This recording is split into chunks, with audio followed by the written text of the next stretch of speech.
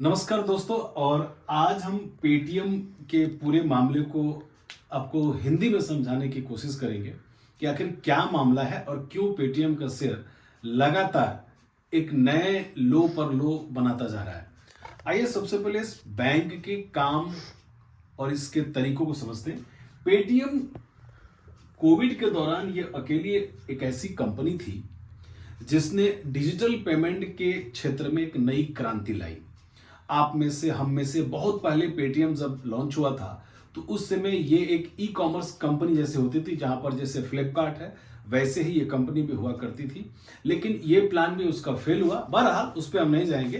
Company list हुई और listing में ये सबसे बड़ी मतलब ओवर प्राइस होके लिस्ट हुई थी और एक्सेप्टेशंस तो था कि ये कंपनी कुछ बहुत बड़ा धमाल करेगी, लेकिन ऐसा हुआ नहीं और 2000 के ऊपर इसकी लिस्टिंग थी। लिस्टिंग के बाद से ही लगातार इसका शेयर जो है नीचे की तरफ गिरता गया और इस कंपनी में वर्ल्ड के रिनाउंड और दो बहुत बड़े इन्वेस्टर, यानी एक जिसका नाम आता है वारेन बफेट का इसमें इन्वेस्टमेंट था और दूसरा जिसकी पेरेंट कंपनी थी 197। ये एक चाइनीज कंपनी है जो आज भी इस कंपनी में लगभग 50% की होल्डिंग रखी है। हालांकि इस गेम को समझने से पहले सबसे पहले इसके काम को हम समझते हैं। सो पेटीएम ने अपने आगे चल करके अपने काम करने के तरीकों को कुछ इस तरह से बांटा।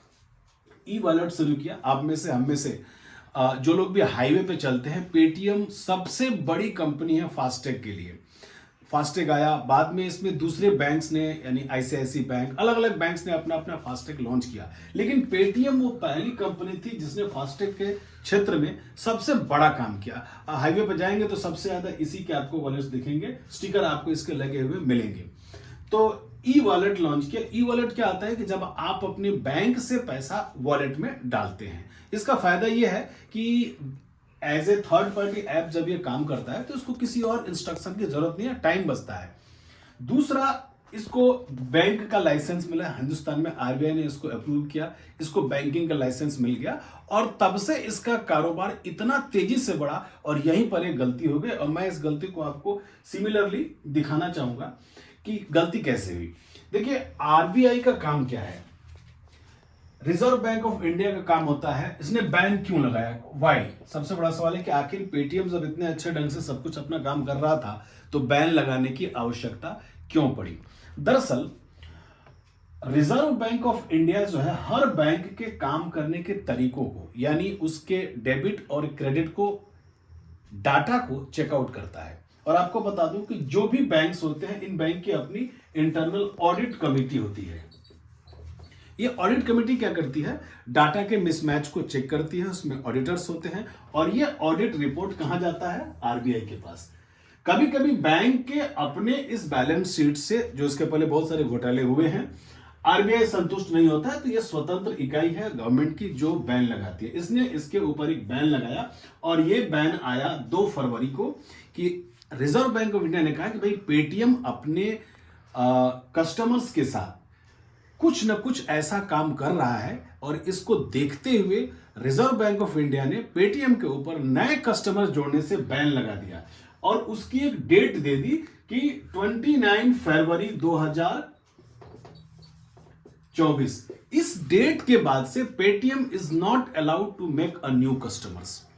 दोस्तों, ये 2 फरवरी को आया और आपको बता दूं कि उस समय 30 के आसपास ये जो शेयर था पेटीएम का 761, 20 अक्टूबर को 980 के आसपास 980 जो इसका 52 वीक का हाई है, ये शेयर ट्रेड कर रहा था। और आज जब मैं बात कर रहा हूं, आज के दिन 438 आज का जो क्लोजिंग है इसका 10% लो के साथ 5 फरवरी ये शेयर यहां पे, यानी अगर ऊपर से प्राइस देखोगे तो ऑलमोस्ट 60% मार्केट कैपिटल खत्म हो चुका। किसी ने सोचा भी नहीं था कि 4 दिन में कोई इतनी बड़ी कंपनी अपना 60% मार्केट कैपिटल खो सकती है। माजरा क्या था? दरअसल आरबीआई ने कहा कि आपके केवाईसी में प्रॉब्लम है।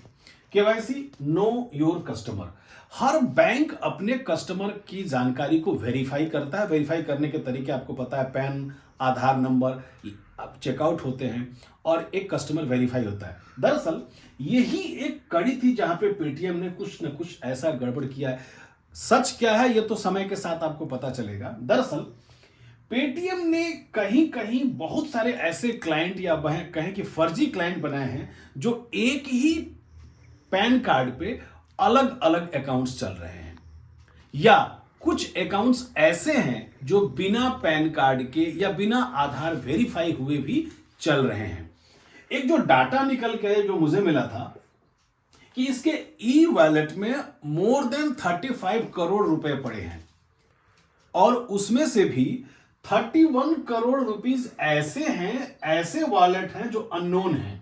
दोस्तों यहीं पर शक की सुई आरबीआई की जाके अटक गई कि ऐसा कैसे होगा कि एक नया बैंक है, इतना तेजी से सब कुछ काम कर रहा है और उसके पास एक इतना बिग अमाउंट है, और इस बिग अमाउंट का हु इज द कस्टमर, वो कस्टमर कौन है, इसके बारे में कोई जानकारी नहीं है। बैकग्राउंड में बता दूं कि जो बड़े इन्वेस्टर्स है, वॉरेन बफेट ने इसमें अपनी पोजीशन 1200 के आसपास ही बेच के वो बाहर निकल गए, अपना लॉस बुक किया। तो अब आरबीआई ने जो बैन लगाया है वो लगाया कि नए कस्टमर नहीं बनाओगे। असर क्या होगा? असर होगा, बिल्कुल होगा। कुछ लोग हो सकता है इस बात को नहीं समझेंगे। मैं मेरिन लिंच के वर्ड में बोलूं तो कॉकरोच नेवर कम्स एलोन। कभी भी जी जो बुरी खबरें होती हैं वो हमेशा किस्तों में आती हैं, रुक रुक के आती हैं। तो आपको पहले दिन ही निकल जाना चाहिए था। अगर अभी भी आप सोच रहे हो कि नहीं, यहां से बहुत कुछ मिरेकल हो सकता है, तो मुझे लगता है कि आप बहुत बड़ी गलती हो। याद करिएगा वो जमाना जब एक ऐसे ही बुरी खबर आई थी यस बैंक के बारे में, और यस बैंक का शेयर 600, 800, 400, 300, 200 पर भी लोगों ने लिया था। टूटते टूटते एक ऐसा कंडीशन आया कि 10 रुपए में आ गया। पेटीएम, मुझे ऐसा लग रहा है कि अगर मुझे पेटीएम का शेयर 200 रुपए में मिले, मैं तब भी नहीं खरीदूंगा। This is my discipline. क्यों नहीं खरीदूंगा? क्योंकि जब तक आरबीआई अपना स्टैंड क्लियर नहीं करता है, मुझे भी नहीं पता अंदर क्या हो रहा है क्या नहीं हो रहा है, ये हमें नहीं पता, आपको भी नहीं पता। तो मार्केट में और बहुत सारी अच्छी चीजें हैं जो हमें करनी चाहिए। तो देखो यहां पे क्या हो गया, आरबीआई ने बैन लगा दिया। अब क्या होगा कि फास्टैग कैसे काम करेगा? डेफिनेटली आपको आपके वैलेट से पैसे डिडक्ट नहीं होंगे। अभी 5 तारीख को, यानी आज जब मैं बात कर रहा हूं, आरबीआई ने एक दूसरा सर्कुलर जारी किया है और उसमें यह कहा है कि न केवल नए कस्टमर्स बल्कि वैलेट में किसी भी तरह का ट्रांजैक्शन का पावर नहीं होगा, इंक्लूडिंग वॉलेट, बैंक्स। सो अब जो इशू निकल के आ रहा है, इसका मतलब कि आपकी और हमारे जानकारी से कुछ बड़ा मामला जरूर है। सो इस शेयर में भूल के भी अभी बाई करने की आप मत सोचिए। रिटेलर क्या गलती करता है, उसको लगता है कि यार ये 1000 रुपए का शेयर था, इस समय हमको मिल रहा है 438 में, यहां मुझे लेना चाहिए। कभी भी ना वो गिरती हुई छुरी पे धार नहीं रखो, पैर कट जाएगा। आपको सप्लाई कहां तक आएगी इसके बारे में हमें और आपको कोई खबर नहीं है। मुझे भी नहीं पता है कि अंदर क्या गेम हो रहा है और क्या गेम नहीं हो रहा है। तो मैं अपने हाथ यहां पे जलाना नहीं चाहूंगा। यस, अगर आरबीआई इसको क्लीन चिट दे देता या ये कहता कि नहीं कोई बात नहीं है, आप अपना कामकाज जारी रखिए, तब मैं इसमें बारे में कुछ सोचता। लेकिन आरबीआई अभी धीरे धीरे इस पर बैन लगाता जा रहा है। So that is going to be very dangerous thing. और इन्वेस्टमेंट में हमेशा क्या है कि जैसे ही आपको लगे कुछ गड़बड़ होने वाला है, फर्स्ट स्ट्रोक में ही आपको बाहर आना है। सो मेरे लिए पेटीएम का सर अभी भी 438 पे कॉस्टली है। मुझे लगता है कि इससे अच्छे बैंक्स हमारे पास मौजूद है, हम उसमें इन्वेस्टमेंट करें। बहुत सारे पीएसओ अच्छे अच्छे बैंक्स हैं जिनकी वैल्यूएशन काफी अट्रैक्टिव है, वहां पे जाइए और पेटीएम से दूर रहिए। और अगर आपको वीडियो पसंद आया और मेरी बताई हुई बातें आपकी समझ में आती है तो यार लाइक कर दो, सब्सक्राइब तो पहले से किए हो, अपने दोस्तों अपने मित्रों को भी बोलिए। थैंक यू, जय हिंद।